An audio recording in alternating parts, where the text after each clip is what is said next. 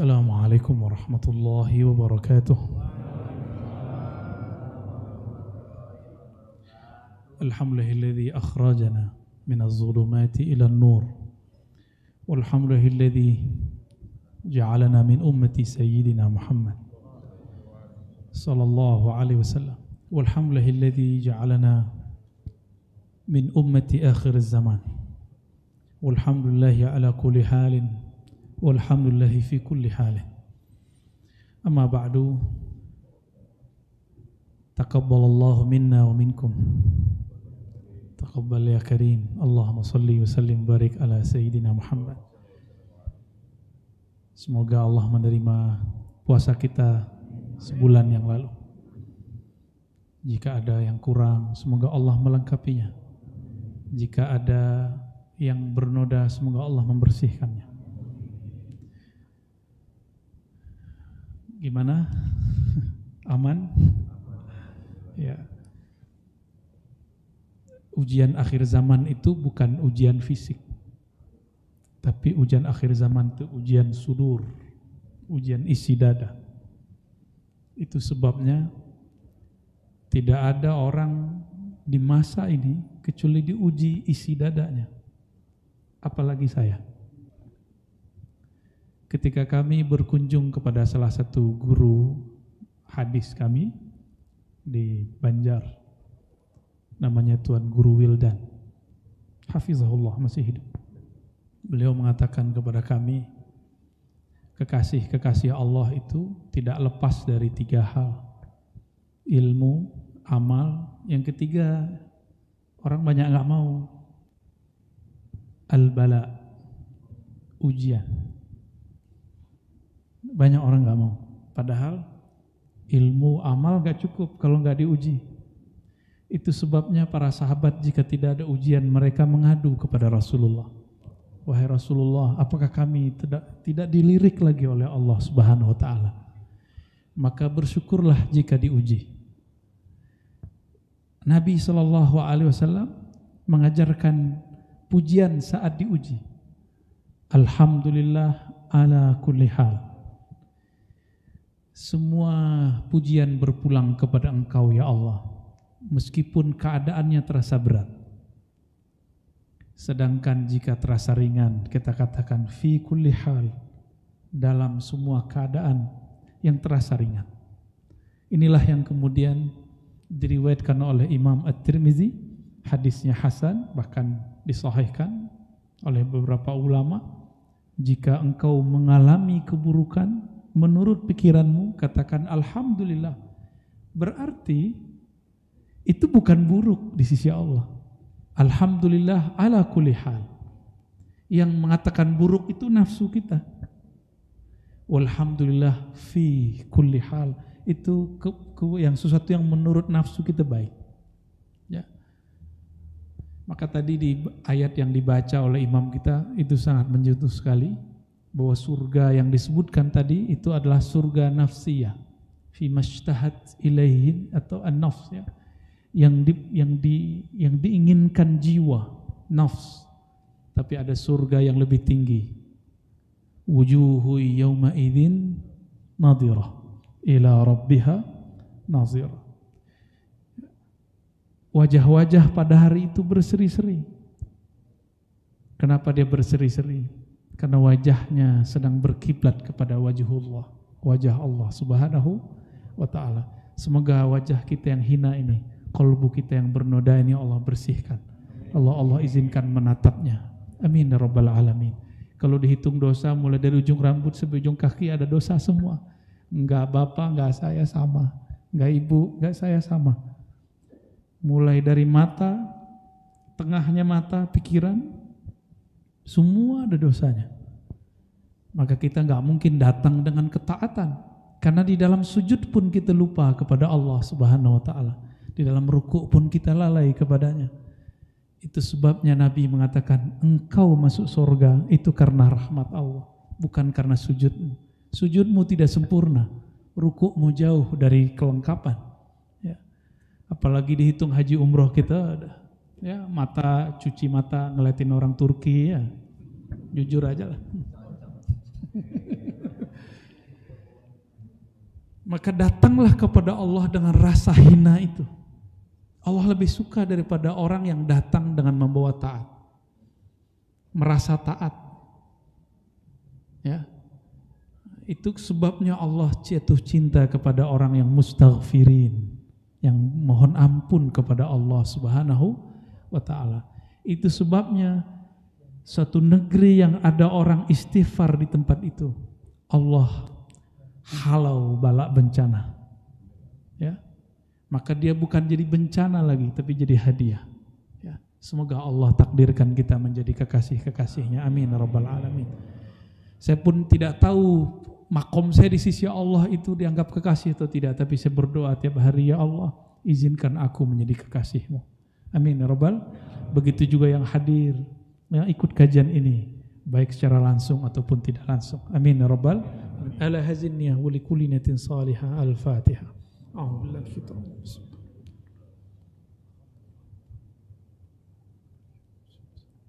Shiratal ladzina an'amta 'alaihim.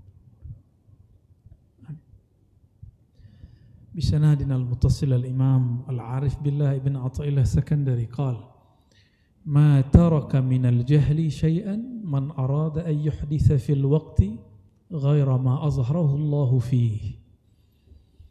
Ma taraka, tidaklah seseorang meninggalkan kejahilan, kebodohan dalam dirinya, syai'an, sedikit pun, sesuatu pun.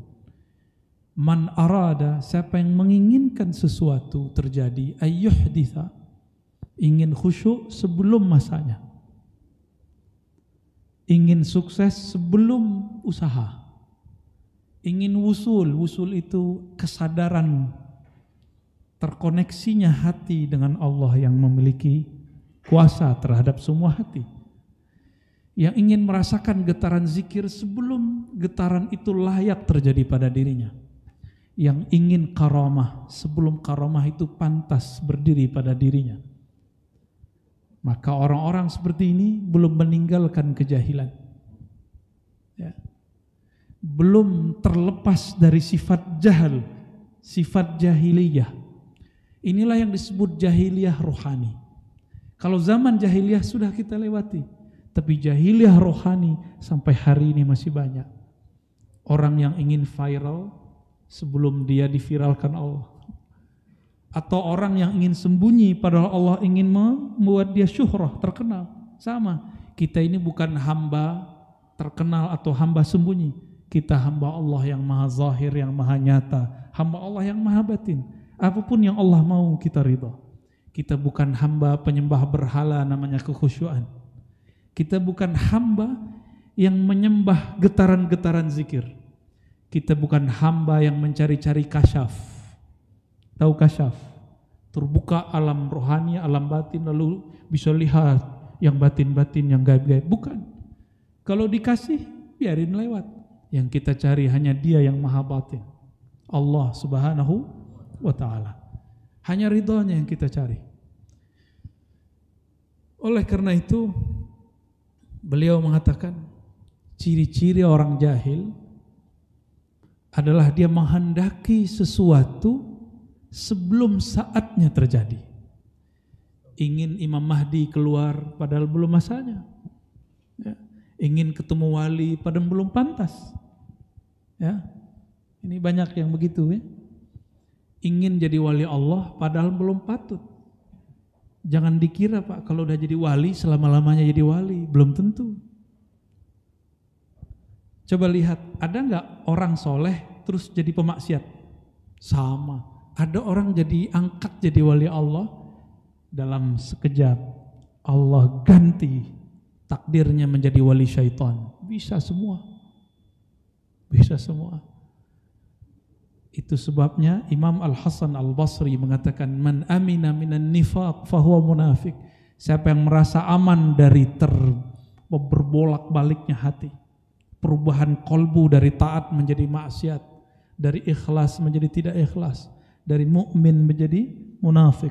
Siapa yang merasa dirinya aman dari perubahan itu, apa ciri-cirinya? Dia sibuk dengan aib orang lain, sibuk dengan aib sahabatnya sendiri. Dia lupa dengan aib dirinya. Ini ciri-ciri orang yang man amina minan nifaq. Siapa yang merasa aman daripada kemunafikan. Nah, hati-hati Pak. Apalagi sudah ada sekarang namanya TV, sosial media. Ini akan memperkeruh suasana kolbu. Akan membuat kita sering memandang orang lain, jarang memandang ke dalam diri sendiri. Padahal di Qur'annya, wa fi anfusikum afala tubsirun, surat Az-Zariyat. Apakah di dalam dirimu, diri mereka tidak memandang? Kenapa mereka memandang orang lain, tidak memandang dirinya? Allah sendiri bertanya, wa fi anfusikum afala, kenapa engkau tidak tubsirun? Tubsirun ini beda dengan tanzurun. Tubsirun ini sudah mulai dalam dia memandang dengan basar dan basirah. Tidak hanya basar mata ini. Jadi mata ini ain namanya. Itu Allah kasih sebuah perangkat di dalamnya namanya basar. Sedangkan di dalam ini kolbu Allah kasih perangkat namanya basirah. Kata kerjanya sama, tubsirun. Maka tubsirun dimaknai dua. Memandang dengan mata pikiranmu dan memandang dengan mata kolbumu.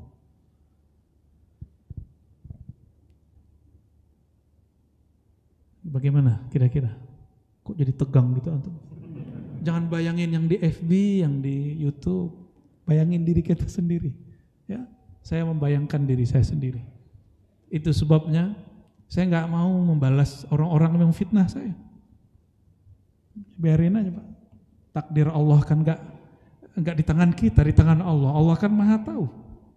Ya, kita nggak mau berurusan dengan sekali antum membalas mereka yang memfitnah. Nanti emosi. Kalau emosi, nggak dapat hadis Nabi, Allahumma inni as'aluka salamatas sadr. Ya Allah, aku memohon selamat isi dada.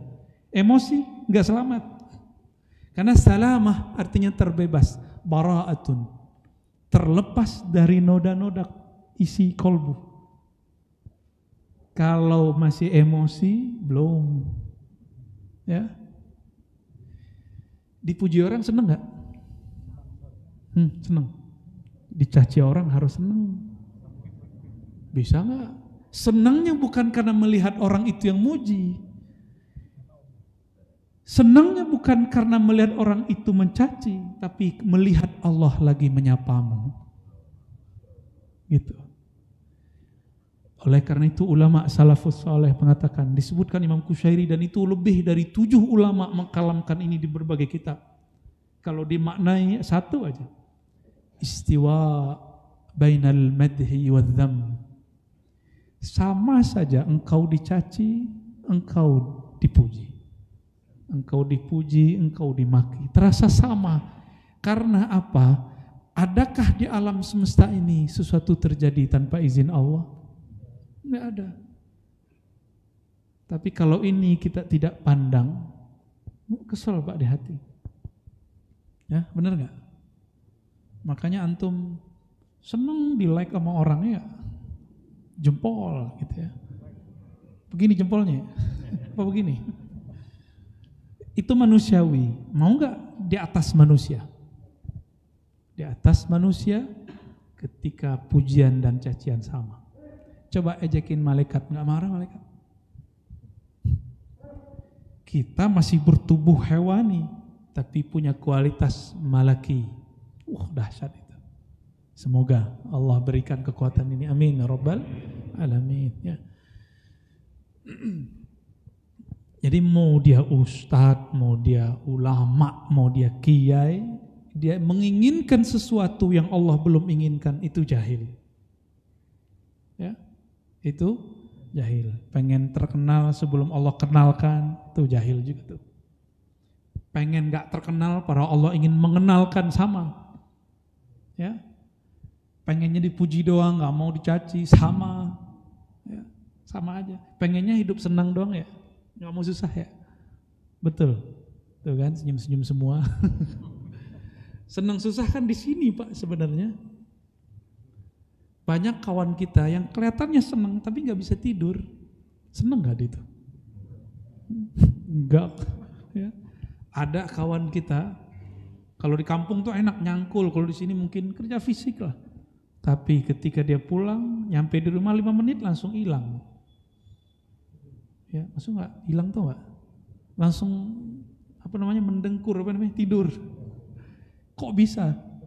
Ya, karena dia nggak punya beban pikirannya. Ya, masih disebut bahagia nggak orang yang sulit tidur? Masih disebut sulit hidup nggak? Susah hidup nggak orang yang gampang tidur? Enggak. Ya, tidur tuh mahal, Pak. Orang mau tidur itu bisa obatnya mahal, mahal bener itu. Ya. Baik. Jadi orang yang ingin kaya sebelum masanya itu termasuk orang jahil. Seharusnya dia usaha dulu lah. Ya. Orang yang ingin alim sebelum saatnya, yang ingin kaya sebelum saatnya, maka dia datang ke dukun. Ya, padahal dukunnya kere juga, Pak. Dukun kalau ngasih jimat kaya, seharusnya dia kaya duluan dong. Kaya orang kaya sih iya, kaya beneran enggak. Seharusnya orang-orang itu berpikir waras. Tapi zaman sudah begini, orang yang kaya orang pinter banyak, tapi orang waras enggak banyak. Ya. Dan yang paling aneh saya ketemu pejabat, orang berpangkat tinggi, sekolahnya juga tinggi, magister, doktor, tapi cari backup.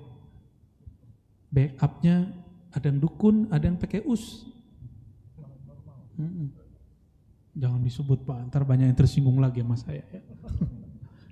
Ini aneh, akhirnya doyan sama jimat supaya backup. Jimatnya dimaharin lagi, Pak. Mahar jimat luar biasa. Saya sudah sebutkan hukum menulis rajah itu ada hukum mubahnya.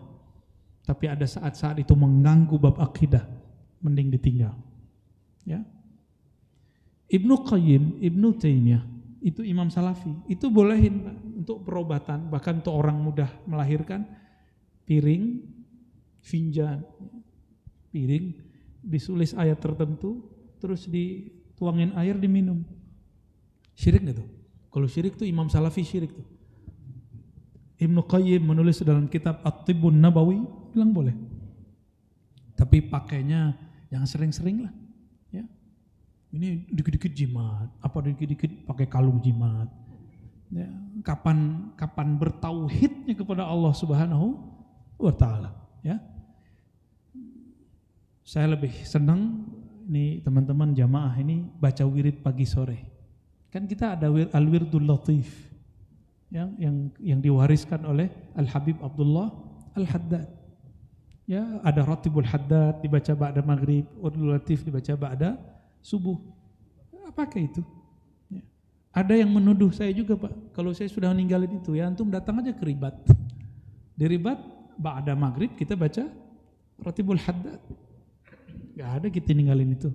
Itu ya fitnah-fitnah mereka aja lah, yang makan lah fitnah itu ya. Nggak ada, kita penikmat wirid pagi sore. Bahkan ada ringkasannya kalau lagi sibuk. Subhanallah, alhamdulillah, la ilaha illallah akbar, la haula wala quwwata illa billahil azim, sallallahu ala sayyidina Muhammad, hasbunallahu wa ni'mal wakil, masing-masing 100. Itu ringkas. Jadi kalau lagi sibuk cukup itu. Tapi kalau lagi bisa duduk baca al-wirdul latif, baca Ratibul Haddad ya. Allah berkahi insyaallah. Dan itu nggak perlu pakai ijazah khassah, cukup ijazah umum. Itu sudah boleh diamalkan. Ya, silakan diamalkan ya. Ya, nanti minta ke teman-teman ikhwah ribat, ada filenya sudah kita buat terjemahannya juga. Ya. Lanjut hikam kedua. Bismillahirrahmanirrahim. Qadasallahu sirrahu ihalatukal a'mal ala wujudil faragh min ru'unatin nafs. Ihalah, menunda-nunda. Engkau menunda-nunda al-a'mal, amal soleh.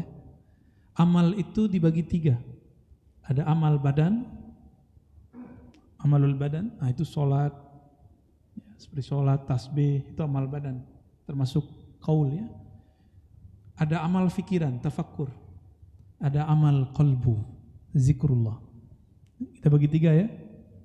Amal badan, amal fikiran, tafakkur, amal qalbu, zikrullah. Ya. Ihalatukal a'mal, engkau menunda 3 amal ini. Nah, kalau amal fikiran ngaji, ini antum lagi amal fikiran. Plus amal qalbu. karena kitabnya kitab kolbu. Jadi sudah dapat 2 ilmu sekaligus. Ya, makanya ada daya tarik sendiri ngaji hikam itu. Karena yang bermain kolbu, bukan lagi fikiran. Kalau fikiran nanti tanyanya mana dalilnya. Ini kitabnya Makano ya. Mau baca, alamannya ada barisnya nih. Ada harokatnya kalau mau baca, terjemahin sendiri ya. Ini kitab, dulu saya menghafalnya beberapa, tapi saya nggak paham-paham. Ketemulah seorang mursyid, negur saya. Kata beliau, hazal kitab ya Razi, laisa kitabul hifz. Laisa bikitabil hifz, pakai ba malah. Ini kitab Razi, bukanlah kitab hafalan. Hadza kitabuz dzauq.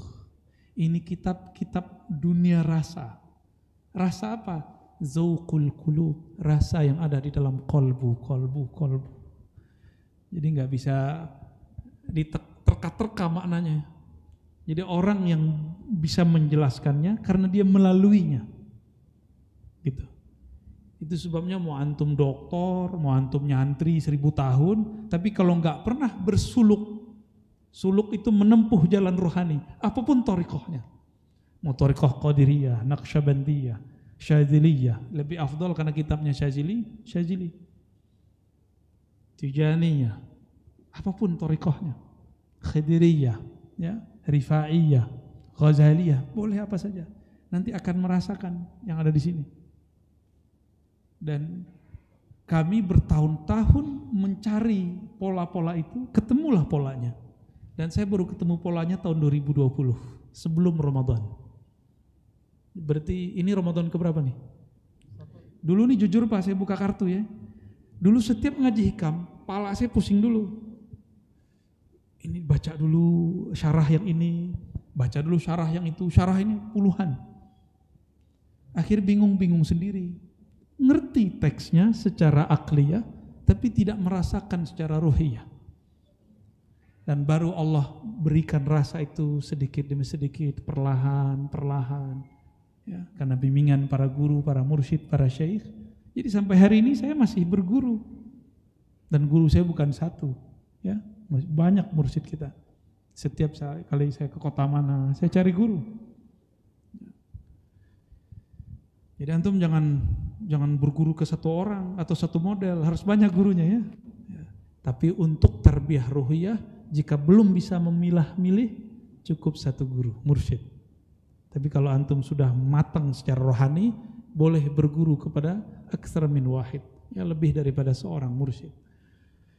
Ihalatukal a'mal, engkau menunda amal-amal ala wujudil faragh, sedangkan engkau mempunyai waktu yang luang.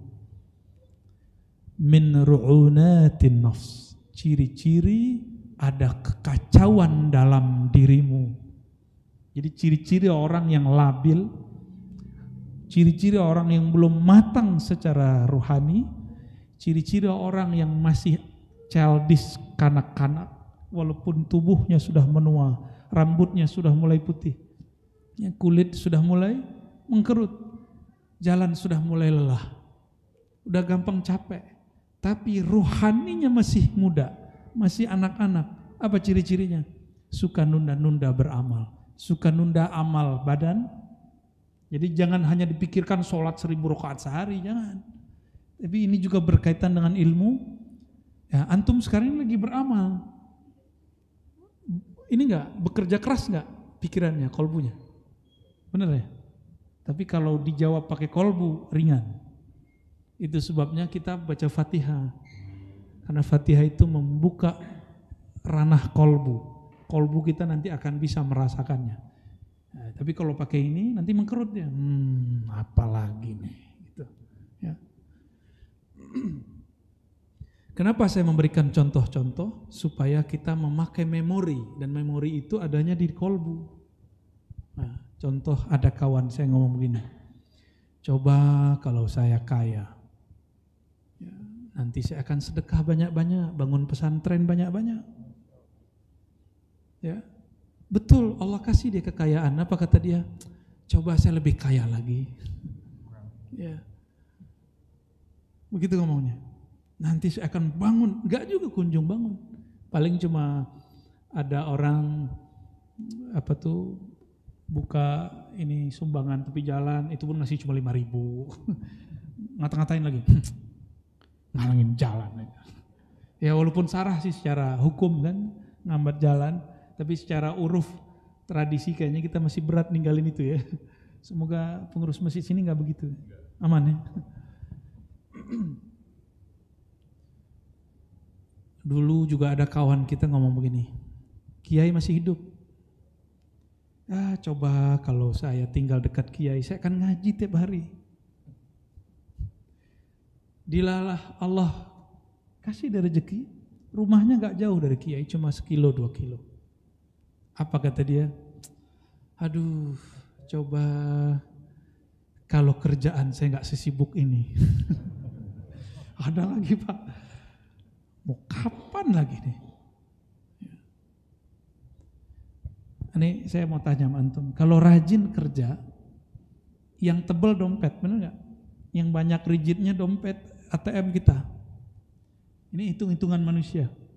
Orang yang rajin kerja, berangkat pagi, pulang sore, meeting sampai besok, sampai keluar kota kemana-mana. Allah kayakan saku kita banyak, benar. Sama orang-orang yang mengejar ilmu ini, kemana aja dia kejar, Allah akan kayakan kolbunya. Allah akan, badan capek, tapi coba rasakan, antum taklim selama ngaji gak akan terasa capek. Tapi nanti kalau nyampe di rumah, betul capek lagi. Gak apa-apa. Dalam kelelahan itu ada nuansa rohani yang hidup, sehingga dia kenyang 2 hal. Dia lelahnya 2 kali. Mau gak yang begitu? Jadi nanti mau jadwalnya jam kerja, pulang kerja kejar aja ya. Masa kita nyari dunia, mau berangkat pagi, pulang besok pagi, untuk ngejar ini kok gak mau seperti itu. Dulu ada kawan saya juga, ini kawan kita semua ini perjalanan rohani. Karena sesama kita suluk, sesama menempuh jalan rohani, Nabi mengatakan, al-mu'min mir'atun li akhi. Seorang mukmin akan menjadi cerminan saudaranya. Maka saya berkaca terus, ya Allah ini terjadi di temanku. Sekarang terjadi padaku. Begitu aja bolak-balik. Ya takdir itu kan muter aja Pak. Muter aja. Kawan kita ngomong dulu gini, kalau aku nanti pensiun, cari rumah dekat pesantren atau dekat masjid, nanti cari ustadz tahfiz mau ngafalin Quran. Bener pensiun Pak. Nyari guru ngaji? Enggak. Terus ngapain? Nggak tahu deh. Tapi katanya sibuk nonton TV, menonton YouTube. Ya. Ini ternyata emang manusia itu suka nunda gitu. Tanda kedewasaan rohani belum ada. Maka saya berdoa saya dan antum semua, Allah sembuhkan kita dari penyakit ru'unatun nafs, ketidakstabilan rohani. Amin ya rabbal. Ya. Orang matang itu yang capek cuma tubuh, ruh itu nggak pernah capek Pak. Malaikat sholat pernah capek nggak? Malaikat tasbih pernah capek? Maka antum kalau sudah diberi oleh Allah kecanduan ngaji, kecanduan beramal, berarti sudah diberikan nur malakutiyah, nur kemalaikatan. Inilah yang Nabi pakaikan, kenapa beliau itu tidak lelah ketika sholat malam hari. Ini yang beliau rasakan. Sampai Sayyidatuna Aisyah pertanyaannya apa? Wahai Rasulullah, qad ghafarallahu laka ma taqaddama min dzambika wa ma ta'akhkhar. Wahai Rasulullah, masa lalumu, masa depanmu telah Allah ampuni. Kenapa engkau masih sholat sebanyak ini? Apa jawaban beliau? Aku hanya ingin menjadi hamba yang berterima kasih. Jadi Rasulullah itu sholatnya nggak cari pahala lagi. Rasulullah itu sholatnya sudah maqamat asyukriyah, maqamat syukur. Kalau kita berterima kasih sama orang, ngitung-ngitung nggak? Nggak ada. Antum kalau terima kasih sama pasangan, sama teman, sama guru, nggak ada ngitung. Sampai orang ngira kita gila. Kamu gila ya, kamu fanatik ya? Enggak, itu bukan fanatik. Itu tanda syukur. Syukur kepada Allah harus dimulai syukur kepada makhluk. Makhluk terdekat orang tua. Orang tua ada dua, ada orang tua jisim badan, ada orang tua ruhani. Teman, ada teman duniawi, ada teman ukhrawi. Kepada mereka kita berterima kasih.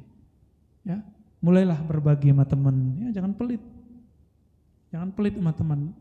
Kadang-kadang teman itu gak butuh duit kita, dia butuh waktu kita. Ya, maka nongkrong lah sama teman-teman sesekali. Ya. Kalau udah pengajian masih boleh ngafe nggak?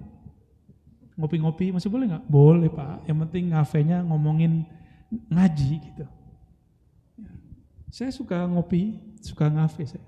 Tapi kalau kita ngumpul, kita nggak ngomongin yang di FB itu Pak. Ya, kita ngomongin Allah dan Rasulullah Sallallahu Alaihi Wasallam. Alhamdulillah. Ya. Jadi siap untuk tidak mengundur amal. Kalau ada ustadz, kiai masih di Jakarta sekitar, kejar, ya. Macet dikit nggak apa-apalah. Kalau nggak macet berarti pandemi. Maka saya bersyukur atas kemacetan ini, ya. Berarti ekonomi jalan, bener nggak? Mau kayak tahun 2020? Saya nggak mau Pak. Udahlah nikmati macet ini, nggak usah ngeluh-ngeluh lagi. Makanya di mobil, di kendaraan, di motor, kalau yang di mobil sediain tasbih. Baik mau cekrek-cekrek atau apa. Ya. Ketika kita lagi macet, ngapain? Ya? Ini tinggal pencet tasbih. Nah, antum sudah menjadi orang yang berjiwa malaikat. Gak usah mundur dulu pagi sore. Pagi sore itu kan waktu untuk badan ini. Malaikat kan gak ada pagi, gak ada sore sama dia. Ya, malaikat itu ketika dia berzikir subhanallah bihamdi subhanallah azim, dari awal dicipta hatta al-yawm, hatta hadzal lail, sampai malam ini dia enggak pernah berhenti. Kenapa kita baca subhana rabbiyal azim? Karena malaikat melengkapi wa bihamdi. Jadi antum kalau baca subhana rabbiyal azim, malaikat nyahut kiri kanan kita, bahkan ada yang turun dari langit wa bihamdi. Dan Nabi SAW mengatakan, orang yang baca subhanallah bihamdi, subhanallahil azim, ghurisat lahu syajaratun fil jannah. Maka Allah tanam bagi dia pohon-pohon surgawi. Kalau ditanamkan pohon untuk kita, tanahnya punya kita bukan? Ini yang disebut ulaika humul warithun. Orang-orang itulah yang disebut pewaris surga Firdaus. Jadi ciri-ciri ini kita kasih tahu, ciri-ciri pewaris surga. Dia zikir pagi dan sore. Dia bahkan zikir di setiap kesempatan dia bisa berzikir. Ini disebut waris. Waris surga. Kok disebut waris surga? Di surga itu semua manusia yang ada sekarang, mau mukmin mau kafir, mau yang lahir atau yang belum lahir, itu nama ini ada di surga, nama dia ada di neraka. Nama kita di neraka apa ada? Nama kita ada di surga. Saya nggak tahu tuh nama KTP apa nama apa. Soal KTP kan baru ada kemarin sore Pak. Ya, nama yang mana saya nggak tahu ya, karena banyak orang sekarang sudah mengingkari ilmu nama. Ya, padahal Sayyidina Adam, Allah ajarkan kepadanya ilmu nama. Wa 'allama Adam al-asma'a kullah. Kata Sidi Ahmad Tijani, likulli makhluk, setiap makhluk punya nama, asma, nama-nama. Asma aliyah wa asma nazilah. Ada nama-nama langit, ada nama-nama yang tinggi, ada nama-nama rendah, bumi. Contoh, ada mungkin manajer, direktur, karyawan, itu nama. Dosen itu nama, tapi nama nazilah, nama rendah. Ayah, ibu, kekasih, apalagi punya gelar gak Pak? Enggak, gelar-gelar temen, apa coy gitu, bro gitu dipanggil. Ente panggil mancung, nanti nama nazilah namanya. Coba saya mau tanya, antum mau masuk kantor, tapi nggak punya ID card, bisa masuk? Nggak bisa masuk, sama. Maka kita harus punya nama yang terhubung dengan nama-nama Allah, Al-Asma'ul Husna, sehingga nanti ketika kita dipanggil Allah, kita dipanggil dengan namanya, mungkin Abdurrahman, mungkin Abdurrahim, mungkin Abdurrazzaq, Itu nama-nama rohani. Ya, nama-nama ubudah namanya, nama-nama kehambaan. Dan itu banyak. Setiap makhluk itu punya nama-nama. Ya. Baik, dan itu ada di kitab-kitab Sidi Ahmad Tijani dan beberapa kitab tafsir ya. Baik. Sampai jam berapa?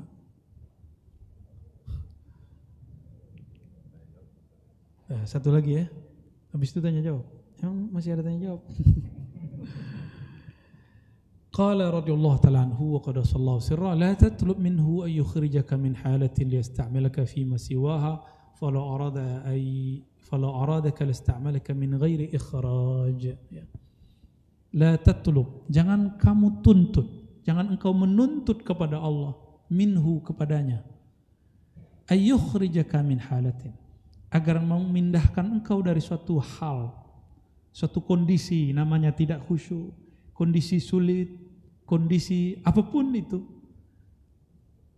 liyasta'milaka fima siwaha, agar Allah pindahkan engkau ke kondisi yang lain, hal yang lain, makom yang lain. Falau aradak, jika Allah menginginkan engkau pindah makom, pindah kondisi, ganti nasib, lasta'malaka min ghairi ikhraj, Allah akan pindahkan kamu ganti nasibmu tanpa perlu susah payah. Min ghairi ikhraj, tanpa dikeluarkan, langsung diganti. Maksudnya apa? Kalau ingin merasakan khusyuk, enggak mesti datang ke suatu tempat. Kalau memang Allah mau, maka jangan mendapatkan khusyuk, mencari khusyuk itu pakai nafsu. Ya. Pengen bisa nangis, ntar kalau nggak nangis kecewa dong sama ustadznya. Ya. Apalagi habis nonton talqin zikirnya nggak. Ya. Habis itu banyak yang nafsu pengen ditalqin. Akhirnya banyak yang marah sama saya. Kenapa talqin kamu buka secara terbuka? Loh enggak, itu bukan terbuka, itu orang-orang yang datang dari banyak provinsi. Di tengah bukit, tengah gunung. Saya tidak terbuka itu gitu. Ayo talqin sini enggak. Itu orang-orang yang sudah Allah pilih. Datang jauh-jauh.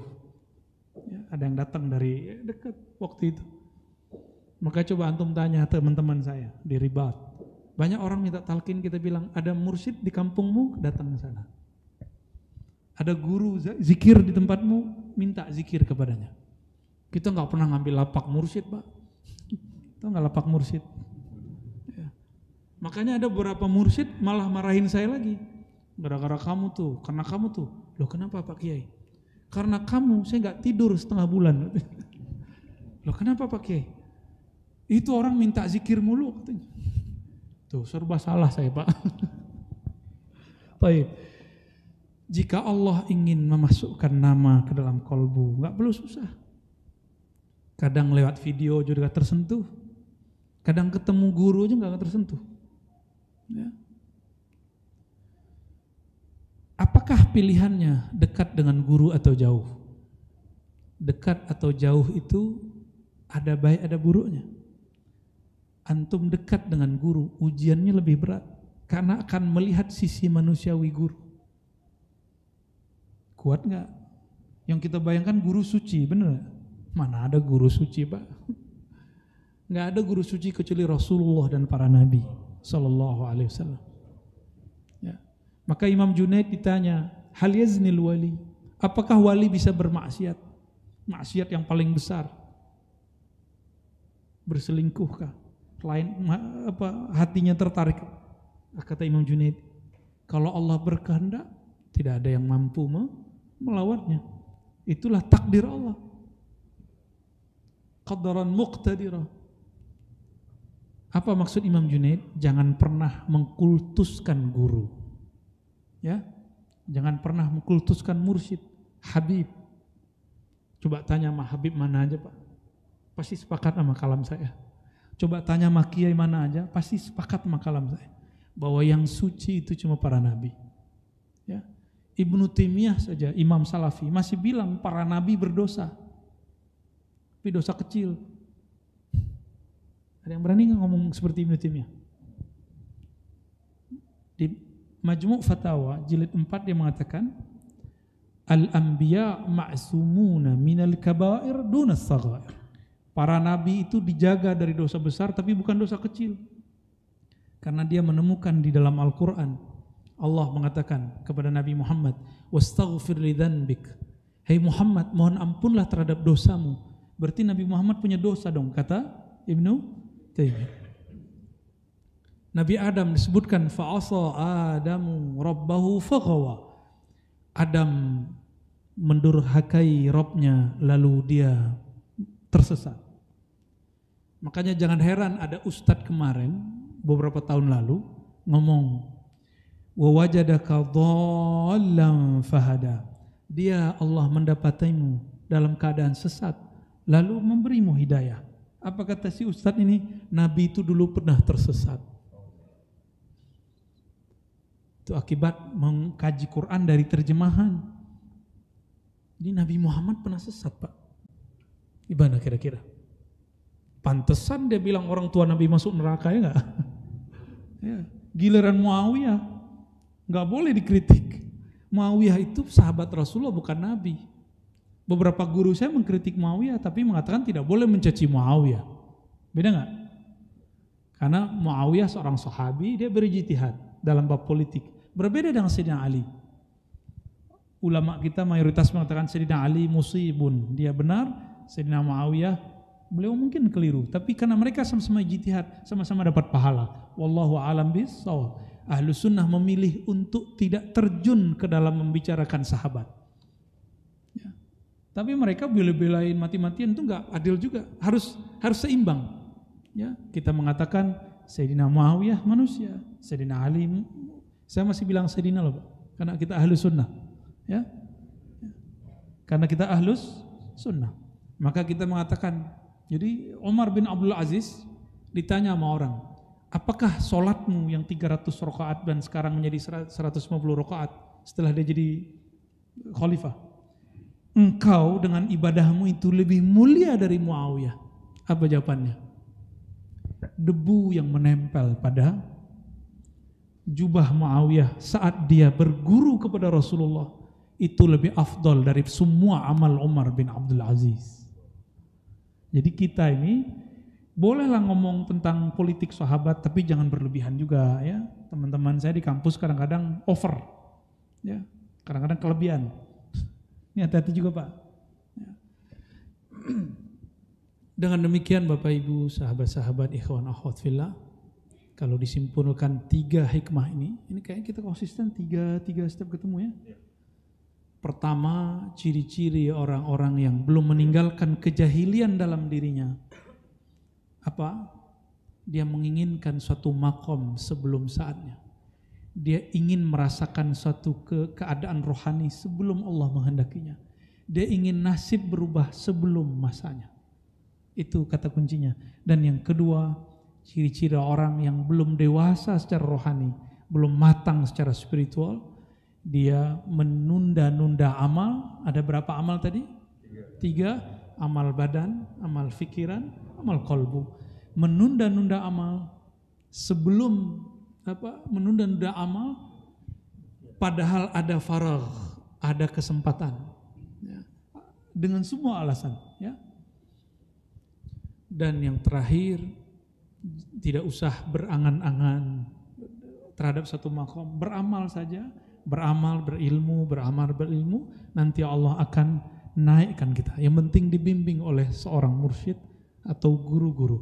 Insya Allah Allah akan naikkan kerohanian kita. Amin ya rabbal alamin ya. Barangkali itu yang dapat saya sampaikan. Saya kembalikan kepada moderator kita. Tafadhal. Baik, terima kasih. Dan demikian pembahasan Al-Hikam yang ke-25, 26 dan 27. Ada pertanyaan mungkin dari para jamaah, dari Ketua DKM Darussalam Nikmat. Pak Ketua nih. Terima kasih. Assalamualaikum warahmatullahi wabarakatuh. Mohon maaf sebelumnya Bu ya. Yang pertama yang ingin saya tanyakan adalah tentang jahiliyah. Kami punya pemikiran seolah-olah kontradiktif dengan dunia entertainer. Satu contoh misalnya, suatu ketika kita menghadiri suatu seminar, di sana dikatakan bahwa kalau kalian ingin sukses, maka tahun ini harus punya cita-cita yang besar. Satu contoh misalnya harus punya rumah, harus punya mobil 2, harus punya deposit dan lain sebagainya. Apakah ini dikatakan golongan orang-orang yang jahiliyah? Ini yang pertama. Kemudian yang kedua, kalau kita mudah mengatakan tapi susah untuk melakukan, bagaimana kita bisa merasa senang apabila orang ada yang mencaci maki? Satu contoh misalnya kita di jalan aja, kalau orang memotong di depan kita, hati kita ini langsung naik. Jadi pada setiap saat kita mencoba berdoa, ya Allah bersihkanlah hati kami dari kotoran-kotoran rasa iri, rasa dengki, rasa sombong, rasa congkak, rasa ghibah, rasa ria, rasa selalu ingin dipuji, itu kita lantunkan. Tetapi setiap saat juga muncul hal-hal yang tidak bisa kita kendalikan. Mohon maaf, terima kasih. Wassalamualaikum warahmatullahi wabarakatuh. Assalamualaikum. Apakah ini kontradiksi dengan ajaran para motivator dan trainer? Ya. Tergantung Bapak melihatnya dari sisi apa. Ini kitab bab spiritual atau bab intelektual? Spiritual. Spiritual itu ngerem kita supaya angan-angan gak ketinggian. Sebanyak itu orang yang ikut training motivasi, lalu si motivatornya menggebu-gebu, berapa banyak yang sukses, Pak?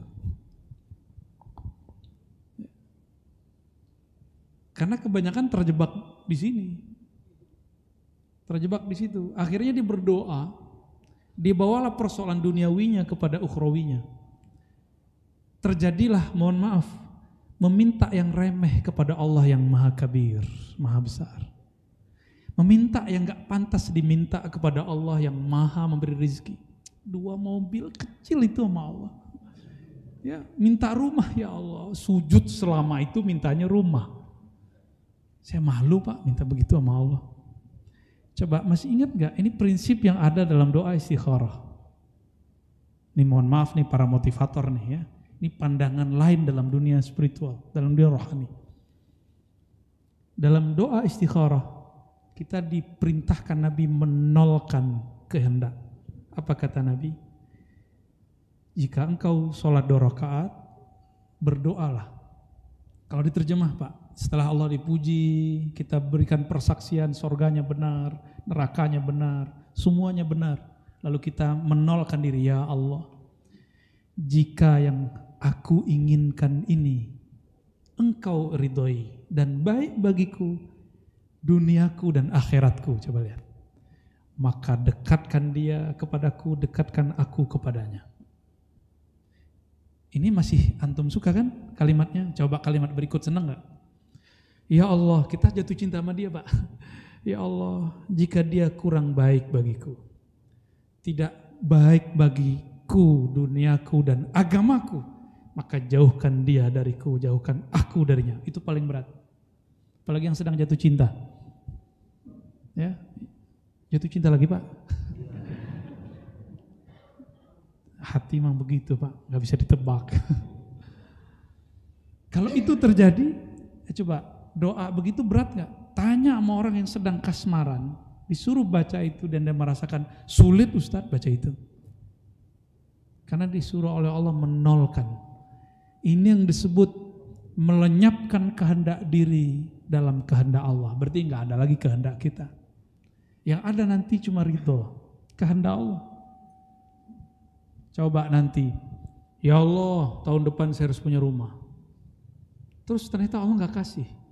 Antum pasti ngomong begini ntar, Allah tuh ada nggak sih? Saya sudah minta kok dia nggak kasih-kasih.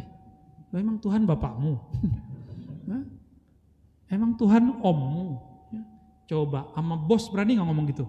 Bos, saya tahun depan berniat mau beli rumah, bantu ya. Tahun depan pencapaian kerjaan yang nggak nyampe. Coba besok bilang, bos, saya sudah bilang tahun lalu, saya pengen punya rumah, kok kamu gak bantu? Detik itu bosnya akan tanda tangan, kamu dipecat. Tuh, Allah itu karim, maha baik, pemurah dan pemaaf. Si hamba ngomong begitu masih dimaafkan Allah. Coba antum dipecat dari hamba Allah. Mau cari bumi mana kita? Mau cari kolong langit mana kita? Ya, gak mungkin. Gitu Pak. Ya, jadi kajian ini untuk ngerem dikit lah motivasi itu. Saya nggak pernah melarang orang untuk ikut training apapun. Tapi saya ngeliat banyak juga motivator galau Pak. Sebagaimana saya banyak melihat psikolog stres. Begitu juga ada ustadz ngurusin anak muda, menghalau kegalauan tapi dia sendiri galau. Banyak juga, itu maksudnya saya sendiri. Yang kedua, kok saya udah doa gitu Pak ya. Kita sudah doa, ya Allah bersihkan hatiku. Tapi kok disalib orang, emosi. Itulah Bapak manusia. Kalau Bapak malaikat nggak begitu. Ketika terjadi Bapak emosi, ada amal lagi nggak setelah itu? Ada, istighfar dan minta maaf. Saya punya guru, kalau dia bentak orang, dia langsung kafaroh. Kafaroh itu dia langsung sedekah di situ. Jadi saya punya guru satu orang doang ini yang aneh. Dia setiap kali salah apa aja dia kafaroh. Dia sedekah. Dia niatkan, ya Allah, aku tidak mungkin banyak amal. Tapi ini tulus. Semoga engkau menebus kesalahanku bentak orang tadi, kasih. Ada guru saya begitu. Coba antum ada begitu nggak? Bentak istri aja nggak pernah sedekah ya. Apalagi bentak orang di jalan. Ya. Nah, Bapak saya sarankan mau ngamalin ini silakan diamalin. Ya, sedekah niat karena Nabi mengatakan bukan Nabi, Al-Quran ada innal hasanat yudhibnas sayyiat. Sesungguhnya amal baik dapat menolak, menghapus amal buruk. Mumpung masih ada rezeki, yang lalu itu ingat-ingat keburukannya, lalu kita ya, berbagi. Apapun dosa kita Pak. Ya, saya juga lagi nyicil-nyicil nih, apa? Bersedekah dengan niat untuk Allah hapus dosa-dosa kita. Amin ya rabbal alamin. Gitu Pak ya. Jadi setelah kita emosi ada amal, istighfar, taubat, lalu kita kafarah. Ya. Wallahu a'lam bishawab. Satu lagi mungkin karena Buya masih kangen-kangennya baru punya anak lagi satu nih, baru lahir kemarin Rabu, pulang hari Sabtu. Assalamualaikum warahmatullahi wabarakatuh. Terima kasih Buya terkait penjelasan mengenai wali Allah. Pertanyaannya kapan dan bagaimana umat atau manusia itu bisa disematkan sebagai wali Allah. Terakhir ada pernyataan Buya juga mengatakan bahwa Soekarno itu termasuk wali Allah. Mungkin bisa dijelaskan atau diklarifikasi Buya. Ya. Terima kasih. Assalamualaikum warahmatullahi wabarakatuh. Assalamualaikum. Ada yang nggak sepakat Soekarno jadi wali? Nggak apa-apa. Tapi kiai-kiai dulu berkumpul di Magelang. Seingat saya di Magelang. Ada dulu Mbah Dalhar dan banyak ya Hudori seingat saya. Saya diceritakan oleh cucu beliau, Gus Ali, salah satu pemegang sanad Thariqah Syaziliyah. Saya ngambil sanad manaqib dan beberapa kitab Syaziliyah dari beliau, tapi belum sempat ngambil bayat Syaziliyah dari beliau. Saya baru ngambil Syaziliyah dari yang lain. Nanti kalau waktu luang mungkin kita tabarukan dari ilmu beliau. Ya. Beliau cerita dan nunjukin foto-fotonya. Dulu ada Mbah Dalhar, ada macam-macam, itu banyak sekali. Dulu juga sama, salah satu mursyid saya di Magelang, Mbah Yai Ahmad Halwani, mursyid Thariqah Qadiriyah wa Naqsyabandiyah. Beliau anak dari Mbah Yai Nawawi. Ya, itu punya tarekat, punya pesantren besar dan memimpin thariqah. Beliau menceritakan ini bahwa dulu Soekarno itu diberi gelar Waliul Amr, Khalifatullah. Ada gelarnya banyak, beberapa saya nggak hafal tuh ya. Nanti konfirmasi ke mereka dan ada di surat-surat kabar lama. Pertemuan itu ulama. Saya mau tanya sama antum, menurut antum Hadratus Syekh Hasyim Asy'ari wali nggak? Ada yang nggak bilang wali? Wali nggak? Anak beliau, Kiai cucunya, Kiai Abdul Wahid bin Hashim, wali nggak? Menurut saya beliau wali. Karena kriteria-kriterianya cukup lah. Ya. Mbah Dalhar, mursyid Syaziliyah, itu wali besar itu. Mbah Khudari dulu ya. Yang pemegang kitab Dalail, sanad Dalail Khairat. Dalail Khairat, ada tahu? Kitab kumpulan sholawat. Mbah Dalhar ini punya istri, Mbah Nyai Nur Halimah. Alhamdulillah terakhir saya dapat ijazah sanad beliau. Orang nggak ada sakit, aku sehat karena nggak makan nasi. Kalau antum kan makan nasi. Kayaknya kalau belum makan nasi belum makan ya. Beliau itu makan, saya nggak lupa namanya, makan apa namanya, jagung. Apa istilahnya ada di dalam bahasa Tirakat mereka itu di Purworejo. Itu orang-orang datang ke sana puasa sekian tahun ngamalin sholawat aja. Jadi mereka saking ingin menghormati, menghargai suatu amalan, itu satu kitab, satu wirid itu dipuasain supaya terasa efeknya dalam diri. Ada yang puasa 3 tahun, ada yang 5 tahun, ada yang 7 tahun, ada yang 15 tahun, ada yang bertahun-tahun. Ya. Istrinya Mbah Nyai Nur Halimah, ya, baru bulan puasa meninggalnya. Untuk beliau kita kirimkan Al-Fatihah. Bismillahirrahmanirrahim.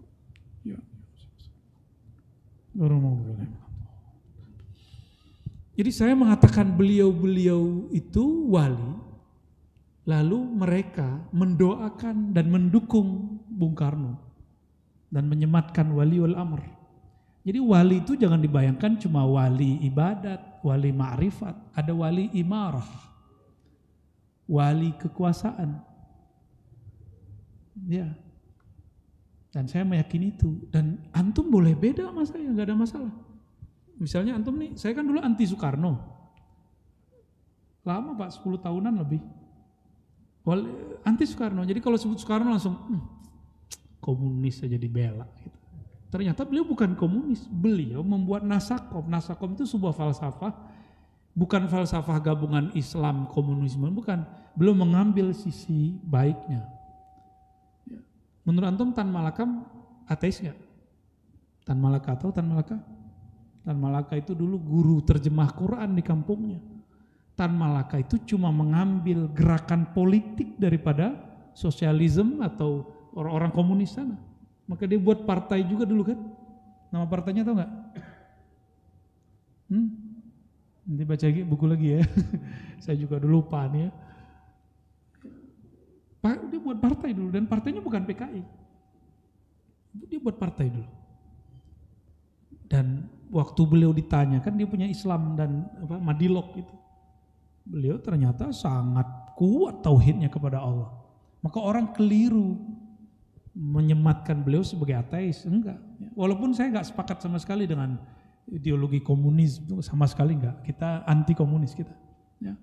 Cuma kalau mereka kita tuduh ateis enggak benar juga. Ya. Kita harus adil lah dalam memandang seseorang. Dalam hal ini wali itu tugas-tugasnya banyak. Wali itu kekasih Allah. Orang-orang yang dicintai Allah. Dulu gurunya Soekarno itu namanya Hos Cokroaminoto. Antum tahu Cokroaminoto? Yang kita kenal dia cuma seorang orator. Enggak, dia pengamal Torikot dia. Torikot Syaziliyah, bahkan ada yang mengatakan Syatariyah. Ya. Saya pernah ketemu beberapa orang syarikat Islam dan orang ini menceritakan kepada saya salah satu wiridnya Hos Cokroaminoto adalah Hizib Bahar. Hizib Bahar Syaziliyah. Ya. Soekarno mengatakan dalam bahasa oratornya, bahasa orasinya, Hos Cokroaminoto adalah cerminku. Dalam ilmu tasawuf itu namanya robitah. Jadi Soekarno itu kalau mau ceramah dia ingat dulu gurunya. Siapa guru yang dia ingat? Cokro. Ketika dia diasingkan ke bukan Sumatera, ke Bengkulu, dia jadi aktivis Muhammadiyah.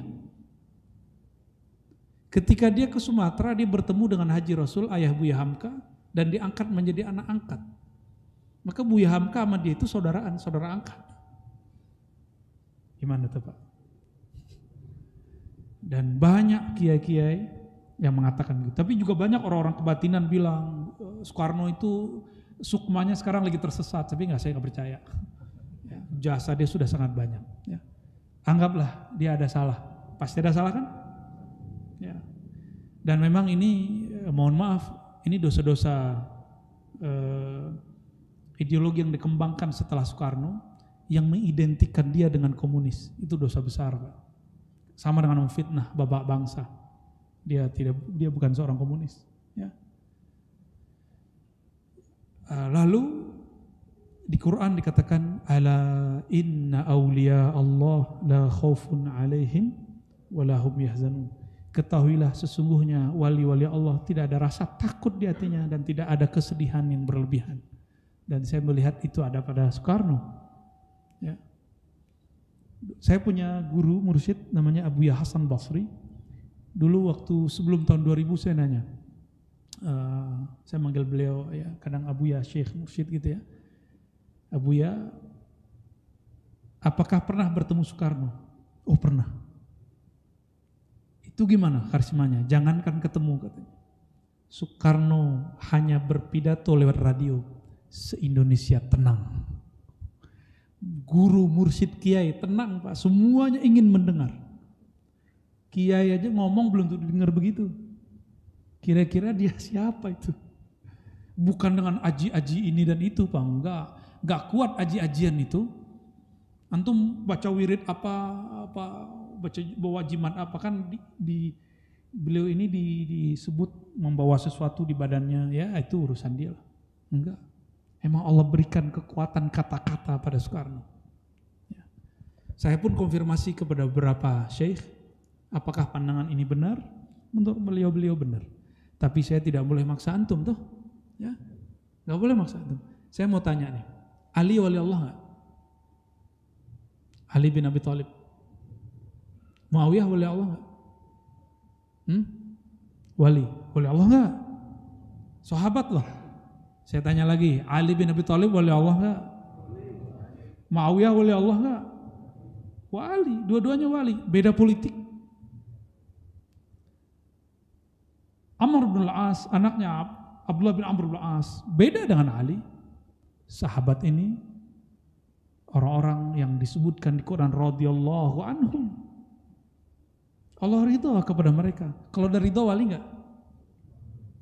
Wali. Tapi mereka ditakdirkan Allah berbeda secara politik. Karena memang itulah takdirnya umat Nabi Muhammad SAW.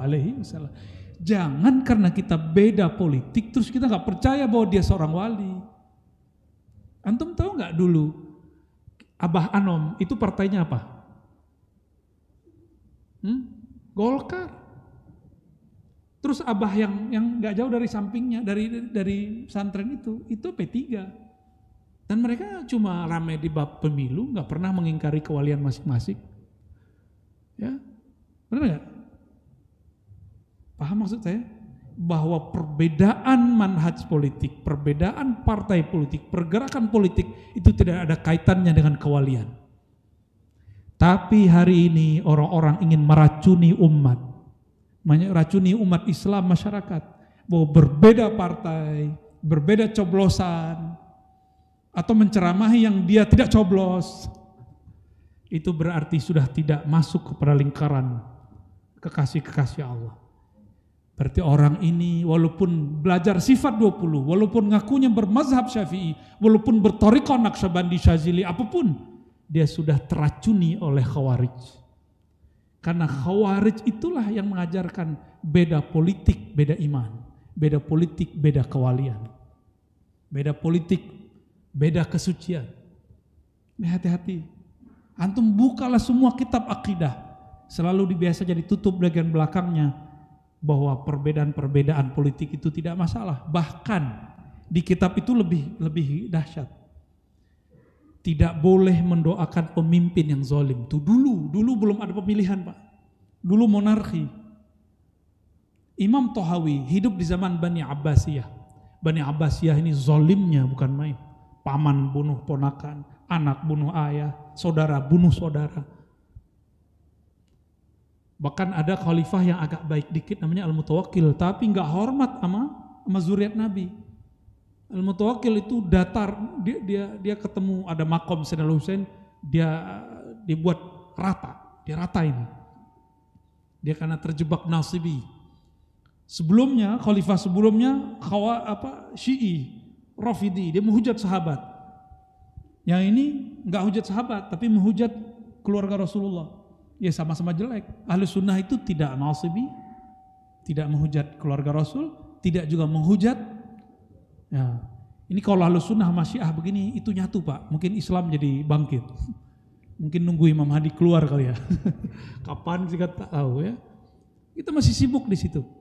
Jadi teman-teman semua, bab walayah ini tidak sesempit yang dituliskan di beberapa kitab, karena beda wali, beda konsep kewalian.